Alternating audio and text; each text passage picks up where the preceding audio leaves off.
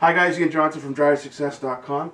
Today we're going to talk about miscellaneous freight costs and the importance of linking those freight costs back to your cost of goods sold. Now, I'm not talking about the costs of incoming raw materials and finished goods, because every company knows that your per unit freight costs on incoming parts is an essential portion of your cost of goods sold.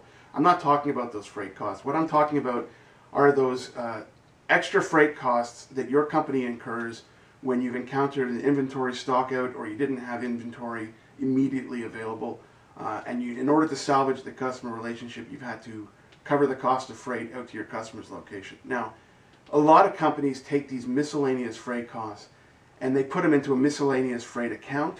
I've heard it called the miscellaneous freight bucket, something along those lines. It's nothing more than a black hole, okay? And this inability to link this emergency freight cost back to your product's cost of goods sold, that inability, it skews your perception on your supply chain in terms of how well you're running it. It skews your perception on your true cost of inventory, and it gives an inflated number in terms of your gross profit on sales.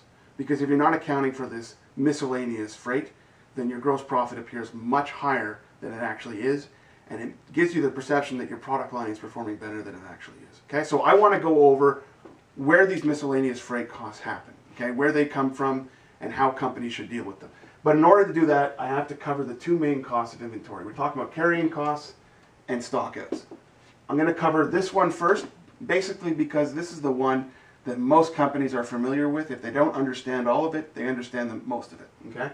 Now, carrying costs are simply the cost of holding inventory without sales, okay? They're called carrying costs because the longer you carry this inventory, the higher your costs are going to be. So you're talking about the cost of financing, the cost of insurance, cost of obsolescence, cost of damage, cost of pilferage, which is basically theft, counting, storage, and there's a bunch of other miscellaneous costs that go into carrying costs. Now, carrying costs, the basic rule is the longer you hold inventory, the more expensive your financing. It's like carrying a balance on a credit card. If you carry inventory for too long without sales, you have to finance it for longer periods, okay? Obsolescence, the longer you hold inventory, the less likely your customers are going to want to buy your products. Damage, you handle inventory more often, it's going to get damaged. Pilferage, theft, I mean, if you have precious products in terms of raw materials and these type of things, and it's a high value raw material, theft is common. Counting and storage, again, if you hold inventory for long, you're going to have to prepare it and move it more often and count it and store it and all these other things. So these are basically the carrying costs of inventory, and every company understands these costs, and they focus predominantly on carrying costs. To them, this is the cost of managing inventory.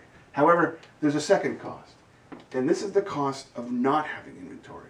This is referred to as lost sales cost of inventory, and they're caused by stockouts. Now, when you don't have inventory, you're not able to make sales. So you lose sales. When you can't make sales, you lose gross profit. When you can't make gross profit and you lose sales, you're eventually going to lose customers, and then you're going to lose market share. Now, a lot of companies have a hard time understanding how not having inventory costs them money.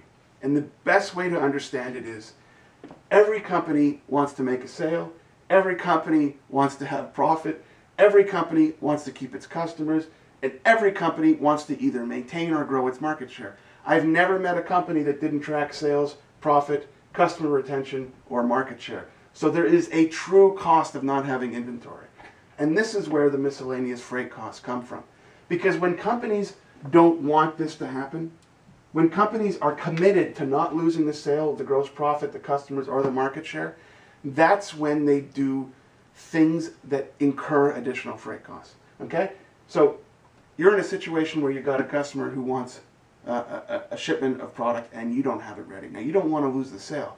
The first thing you're going to do is you're going to get on the phone, you're going to call your supplier. They're going to probably charge you a surcharge to jump to the front of the line. You're going to pay an expedite fee to get those parts and raw materials into your warehouse. That's your first freight cost. And then you're going to cover the cost of overtime. Maybe you're a manufacturer in terms of incoming inspection, manufacturing, packaging. And then you're going to pay FedEx P1 or next day delivery to get those products out to your customer, and that's where the miscellaneous freight cost comes from. Okay, So essentially what happens is this miscellaneous freight comes from stockouts. Okay? When companies have stockouts, when they have no inventory and they have an important customer and they don't want to lose that customer, they do all those things I just mentioned in order to avoid losing the sale. And that miscellaneous freight is incredibly expensive. Okay? And it's this miscellaneous freight that is allocated to this freight bucket. And they keep allocating this freight cost into this freight bucket every single time they come across a situation where they encounter a stockout. Meanwhile, they're convinced that the only cost of managing inventory is the cost of carrying inventory, because they don't track these costs. And the only way to truly understand how well you're running your supply chain or how well you're running your inventory is to track the cost of lost sales, is to track the cost of stockouts. Because your job is to have inventory to sell, okay? And companies have a hard time understanding why not having inventory costs them money. And they have to basically put themselves in a process where they review what the purpose is of their business. Their purpose is to generate sales, to generate profit, to make sales with customers and to get those customers to come back for more, and to maintain or grow their market share. This is the purpose of having inventory. And when companies don't want these things to happen, they jump through all of those hoops I mentioned of rushing parts in, paying overtime, repackaging, and then shipping out on their account. And sometimes it's the manufacturing costs and the overtime that are also allocated to a miscellaneous account. Okay? And that's astonishing that that happens, but it does. Now, when these things happen, when you allocate it to this miscellaneous account, it skews your entire perception in terms of how well you're running your supply chain. First of all, it means you've ignored the cost of not having inventory. Okay? And these costs right here totally impact your cost of goods sold. You have to track these costs back to the cost of goods sold, because it's going to show you the importance of having inventory and having minimum inventory counts and safety stock and all those other important things. Okay? So, when it comes to miscellaneous freight, I'm sure you're tracking the per unit freight cost on incoming parts, but you absolutely must understand that there is a cost to not have inventory. Those costs are defined by these miscellaneous freight costs and these manufacturing costs and overtime, and you just can't allocate it to a miscellaneous account and worry about it later. You've got to track it back. You've got to track both of these costs back to your cost of goods sold. Okay? Because that will really tell you how well you're doing. So that's it, miscellaneous freight costs. Make sure you track it back to your cost of goods sold, even in those instances where you have to cover emergency freight. Take care. Ian Johnson, drivesuccess.com. Bye-bye.